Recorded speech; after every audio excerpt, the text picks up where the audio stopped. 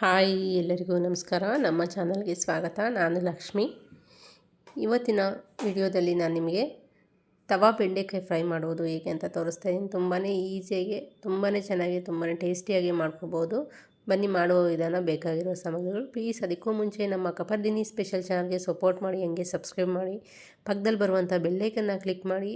ಹಾಗೆ ವಿಡಿಯೋ ಇಷ್ಟ ಆಗಿದ್ರೆ ಪ್ಲೀಸ್ ಲೈಕ್ ಮಾಡಿ, ಶೇರ್ ಮಾಡಿ, ಕಾಮೆಂಟ್ ಮಾಡಿ. ನೋಡಿ, ಮೊದಲಿಗೆ ನಾನಿಲ್ಲಿ ಅರ್ಧ ಕೆ.ಜಿ ಬೆಂಡೆಕಾಯಲ್ಲಿ 2 ರೆಸಿಪಿಗಳನ್ನು ಮಾಡ್ತಾಯಿದ್ದೀನಿ. ಹಾಗಾಗಿ ಅರ್ಧ ಕೆ.ಜಿ ಬೆಂಡೆಕಾಯಿ ನೀಟಾಗಿ ವಾಶ್ ಮಾಡಿ ಬಟ್ಟೆಯಲ್ಲಿ ಒರೆಸ್ಬಿಟ್ಟು ತೊಗೊಂಡಿದ್ದೀನಿ. ತ್ಯಾವ ಇರಬಾರ್ದು. ಹಂಗಾಗಿ ನೋಡಿದ್ರಲ್ಲ, ಈ ಥರ ಬೆಂಡೆಕಾಯಿನ 4 ಪೀಸಾಗಿ ಕಟ್ ಮಾಡ್ಕೋಬೇಕಾಗುತ್ತೆ. ಅಂದರೆ ನಾವು ಯಾವಾಗೂ ಸಣ್ಣ ಸಣ್ಣದಾಗಿ ಕಟ್ ಮಾಡ್ತೀವಲ್ಲ, ಆ ಥರ ಅಲ್ಲದೆ ಈ ಥರ 4 ಪೀಸ್ ಥರ ಕಟ್ ಮಾಡ್ಕೋಬೇಕಾಗುತ್ತೆ. ಉದ್ದವಾಗಿ ನೋಡಿ, ಈ ಥರ ಕಟ್ ಮಾಡಿಕೊಂಡು ಮಧ್ಯಕ್ಕೆ ಒಂದು ಭಾಗ ಕಟ್ ಮಾಡಿಬಿಟ್ಟು ಈ ಥರ 2 ಪೀಸ್ ಥರ ಮಾಡ್ಕೋಬೇಕಂದ್ರೆ ಒಂದು ಬೆಂಡೆಕಾಯಿನ 8 ಪೀಸ್ ಥರ ಕಟ್ ಮಾಡ್ಕೋಬೇಕು. ನಾವು ಸಣ್ಣ ಕಟ್ ಮಾಡ್ಕೊಳ್ಳೋದ್ರಿಂದ ತವಾ ಫ್ರೈ ತುಂಬಾ ಚೆನ್ನಾಗಿ ಬಂದಿರುತ್ತೆ, ತುಂಬಾ ಟೇಸ್ಟಿಯಾಗಿರುತ್ತೆ. ಹಾಗಾಗಿ ನೋಡಿ, ಇದೇ ಥರ ಎಲ್ಲ ಬೆಂಡೆಕಾಯಿಯನ್ನು ಕೂಡ ಕಟ್ ಮಾಡ್ಕೊಳ್ಳೋಣ. ತುಂಬಾ ಈಸಿಯಾಗಿ ಕಟ್ ಮಾಡ್ಕೋಬೋದು. ಈ ಥರ ಕೂಡ ಈ ಥರ ನಾವು ಎಷ್ಟು ಚಿಕ್ಕದಾಗುತ್ತೋ ಅಷ್ಟು ಸಣ್ಣದಾಗಿ ಕಟ್ ಮಾಡಿಕೊಂಡ್ರೆ ಬೇಗನೆ ತವಾ ಫ್ರೈ ಬೇಗನೆ ರೆಡಿ ಆಗಿಬಿಡುತ್ತೆ. ಹಾಗಾಗಿ ಇಲ್ಲಾಂದರೆ ಸ್ವಲ್ಪ ಹಸಿ ಇರುತ್ತೆ ಅಲ್ಲಲ್ಲಿ. ಹಾಗಾಗಿ ಆದಷ್ಟು 2 ಭಾಗ ಮಾಡ್ಕೊಳ್ಳಿ. ಒಂದು ಬೆಂಡೆಕಾಯಿನ 4 ಭಾಗ ಥರ ಮಾಡ್ಕೊಳ್ಳಿ, ಆವಾಗ ಚೆನ್ನಾಗಿ ಬಂದಿರುತ್ತೆ. ನೋಡಿದ್ರಲ್ಲ, ಇದೇ ಥರ ನಾನು ಎಲ್ಲ ಬೆಂಡೆಕಾಯಿನ ಕಟ್ ಮಾಡ್ಕೊತೀನಿ. ನೋಡಿ, ಇವಾಗ ತೊಗೊಂಡು ತೋರಿಸ್ತೀನಿ. ನೋಡಿ ಎಷ್ಟು ಚೆನ್ನಾಗಿದೆ. ಈಸಿಯಾಗೂ ಕೂಡ ಕಟ್ ಮಾಡ್ಕೋಬೋದು. ನೋಡಿದ್ರಲ್ಲ, ಇದೇ ಥರ ಎಲ್ಲ ಬೆಂಡೆಕಾಯಿನೂ ಕಟ್ ಮಾಡ್ಕೊಂಡಿದ್ದೀನಿ. ನಾನು ಇಲ್ಲಿ 1/4 ಕೆ.ಜಿ ಬೆಂಡೆಕಾಯಿ ತವಾ ಫ್ರೈಗೆ ಉಪಯೋಗಿಸ್ತಾ ಇದ್ದೀನಿ. ಇನ್ನು 1/4 ಕೆ.ಜಿ ಬೆಂಡೆಕಾಯಿ ನಾನು ಮಾಮೂಲಿ ಡ್ರೈ ಫ್ರೈನ ತೋರಿಸ್ತೀನಿ, ಅಂದರೆ ಬೆಂಡೆಕಾಯಿ ಡ್ರೈ. ನೋಡಿ, ನನಗೆ 1/4 ಕೆ.ಜಿಗೆ ಎಷ್ಟೊಂದು ಬೆಂಡೆಕಾಯಿದೆ. ಇದನ್ನು ನೀವು ಸೈಡ್ ಡಿಶ್ ಥರ ಮಾಡ್ಕೋಬೋದು, ಅಥವಾ ದಾಲ್ ರೈಸ್ಗೆ ಇದನ್ನು ಮಾಡಿಕೊಂಡ್ರೆ ತುಂಬಾ ಚೆನ್ನಾಗಿರುತ್ತೆ. ಹಾಗಾಗಿ ಇವಾಗ ಒಂದು ಪ್ಲೇಟ್ಗೆ ಅಥವಾ ಒಂದು ತಟ್ಟೆಗೆ ಸೇರಿಸ್ಕೊಳ್ಳೋಣ. ತಟ್ಟೆಗೆ ಸೇರಿಸ್ಕೊಂಡು ಖಾರಕ್ಕೆ ಖಾರದ ಪುಡಿ, ಹಾಗೆ 1 ಚಮಚ ಕಡಲೆ ಹಿಟ್ಟು, ಅರಿಶಿಣ, ಧನಿಯಾ ಪೌಡರ್, ಹಾಗೆ ಪೆಪ್ಪರ್ ಪೌಡರ್ ಸೇರಿಸ್ಕೊಳ್ಳೋಣ. ಹಾಗೆ ಸ್ವಲ್ಪ ಗರಂ ಮಸಾಲ, ರುಚಿಗೆ ತಕ್ಕಷ್ಟು ಉಪ್ಪು.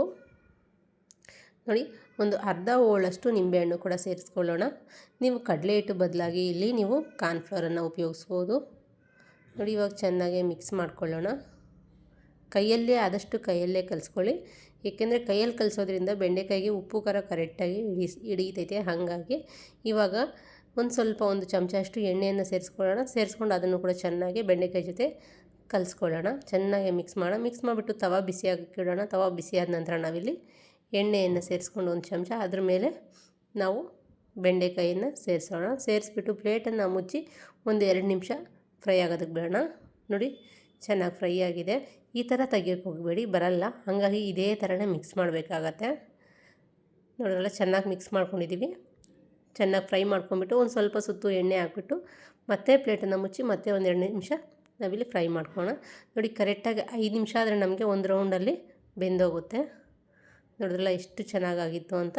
ಬನ್ನಿ, ಅದೇ ಥರ ನಾನು ಇನ್ನೊಂದು ಥರ ಬೆಂಡೆಕಾಯಿ ಡ್ರೈ ಮಾಡೋದು ಹೇಗೆ ಅಂತ ತೋರಿಸ್ತೀನಿ ಅಂತ ಹೇಳಿದ್ನಲ್ಲ. ನೋಡಿ, 1/4 ಕೆ.ಜಿ ಬೆಂಡೆಕಾಯಿ ಮಾಮೂಲಿಯಾಗಿ ಕಟ್ ಮಾಡ್ಕೊಂಡಿದ್ದೀನಿ. ನಾನು ಕಟ್ ಮಾಡಿಕೊಂಡು ಒಂದು ತವಾನ ಇಟ್ಕೊಂಡು ತವಾಗೆ ಬೆಂಡೆಕಾಯಿನ ಸೇರಿಸ್ಕೊಂಡು, ಎಣ್ಣೆ ಏನು ಸೇರಿಸಿಲ್ಲ ಇಲ್ಲಿ, ನಾನು ಡೈರೆಕ್ಟಾಗಿ ಬೆಂಡೆಕಾಯಿ ಮಾತ್ರ ಸೇರಿಸ್ಕೊಂಡಿದ್ದೀನಿ. ಸೇರಿಸ್ಕೊಂಡು ಚೆನ್ನಾಗಿ ಫ್ರೈ ಮಾಡ್ಕೊಳ್ಳೋಣ. ನೋಡಿ, ಚೆನ್ನಾಗಿ ಫ್ರೈ ಆಗಿದೆ, ಎಲ್ಲೂ ಅಂಟಿಲ್ಲ. ಇಷ್ಟಾದರೆ ಸಾಕಾಗುತ್ತೆ. ಇವಾಗ ಅದೇ ಕಡಾಯಿಗೆ ನಾವು ಎಣ್ಣೆಯನ್ನು ಸೇರಿಸ್ಕೊಳ್ಳೋಣ. 1-2 ಚಮಚ ಎಣ್ಣೆಯನ್ನು ಸೇರಿಸ್ಕೊಂಡು ಕಡಲೆಬೀಜ ಇಲ್ಲಿ ನಿಮಗೆ ಎಷ್ಟು ಬೇಕೋ ಅಷ್ಟು ಸೇರಿಸ್ಕೋಬೋದು. ನಾನು ಇಲ್ಲಿ 1-2 ಚಮಚ ಕಡಲೆಬೀಜ, 1 ಚಮಚ ಕಡಲೆಬೇಳೆ, ಒಂದು ಅರ್ಧ ಚಮಚ ಉದ್ದಿನಬೇಳೆ, ಹಾಗೆ 1/4 ಟೀ ಸ್ಪೂನಷ್ಟು ಸಾಸಿವೆಯನ್ನು ಸೇರಿಸ್ಕೊಂಡು ಇವಾಗ ಒಮ್ಮೆ ಚೆನ್ನಾಗಿ ಫ್ರೈ ಮಾಡ್ಕೊಳ್ಳೋಣ. ನೋಡಿ, ಚೆನ್ನಾಗಿ ಗೋಲ್ಡನ್ ಕಲರ್ ಬರೋ ತನಕ ಫ್ರೈ ಮಾಡ್ಕೋಬೇಕಾಗುತ್ತೆ. ಆವಾಗ ತುಂಬಾ ಟೇಸ್ಟಿಯಾಗಿರುತ್ತೆ ಈ ಬೆಂಡೆಕಾಯಿ ಡ್ರೈ. ಹಾಗೆ ಖಾರಕ್ಕೆ ಒಣಮೆಣ್ಸಿನ್ಕಾಯಿ ಎರಡನ್ನು ಸೇರಿಸ್ಕೊಂಡು ಮೀಡಿಯಮ್ ಸೈಜ್ದು ಈರುಳ್ಳಿ ಒಂದು 2 ರೆಂಬೆಯಷ್ಟು ಕರಿಬೇವು ಸೊಪ್ಪನ್ನು ಕೂಡ ಸೇರಿಸ್ಕೊಂಡು ಚೆನ್ನಾಗಿ ಫ್ರೈ ಮಾಡ್ಕೊಳ್ಳೋಣ. ಕಲರ್ ಚೇಂಜ್ ಆಗಬೇಕು, ಅಲ್ಲಿ ತನಕ ಫ್ರೈ ಮಾಡ್ಕೊಳ್ಳೋಣ. ನೋಡಿ, ಒಳ್ಳೆ ಕಲರ್ ಬಂದಿದೆ. ಇವಾಗ ನಾವು ಬೆಂಡೆಕಾಯಿಯನ್ನು ಬೆಂಡೆಕಾಯಿ ಮೇಲೆ ನಾವು 1/4 ಟೀ ಸ್ಪೂನ್ ಅರಿಶಿಣ, ರುಚಿಗೆ ತಕ್ಕಷ್ಟು ಉಪ್ಪು, ಖಾರಕ್ಕೆ ಖಾರದ ಪುಡಿ ಸೇರಿಸ್ಕೊಳ್ಳೋಣ.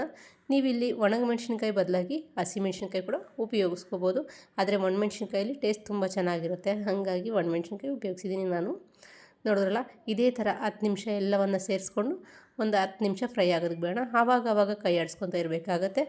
ಇವಾಗ 1-2 ಚಮಚ ಅಷ್ಟು ನಾನು ಒಣಕೊಬ್ಬರಿ ತುರಿಯನ್ನು ಸೇರಿಸ್ಕೊತಾ ಇದ್ದೀನಿ. ಆದಷ್ಟು ಒಣಕೊಬ್ಬರಿ ತುರಿಯನ್ನು ಉಪಯೋಗಿಸಿ, ಆವಾಗ ಡ್ರೈ ಆಗಿರೋದ್ರಿಂದ ತುಂಬಾ ಚೆನ್ನಾಗಿರುತ್ತೆ. ನೋಡಿದ್ರಲ್ಲ ಎಷ್ಟು ಚೆನ್ನಾಗಿದೆಯಾ ಅಂತ. ಬೆಂಡೆಕಾಯಿ ಡ್ರೈ ರೆಡಿಯಾಗಿದೆ. ಇದೇ ಥರ ನೀವು ಕೂಡ ಟ್ರೈ ಮಾಡಿ, ತಪ್ಪದೇ ಟ್ರೈ ಮಾಡಿ. ಹಾಗೆ ಹೇಗೆ ಬಂದಿತ್ತು ಅಂತ ಕಾಮೆಂಟ್ ಮೂಲಕ ಕಾಮೆಂಟ್ ಮಾಡಿ. ಈ ವಿಡಿಯೋ ಇಷ್ಟ ಆಗಿದರೆ ಲೈಕ್ ಮಾಡಿ, ಶೇರ್ ಮಾಡಿ. ಹಾಗೆ ಫ್ರೆಂಡ್ಸ್ ಆ್ಯಂಡ್ ಫ್ಯಾಮಿಲಿ ಮೆಂಬರ್ಸ್ಗೆ ಶೇರ್ ಮಾಡಿ. Thank you for watching.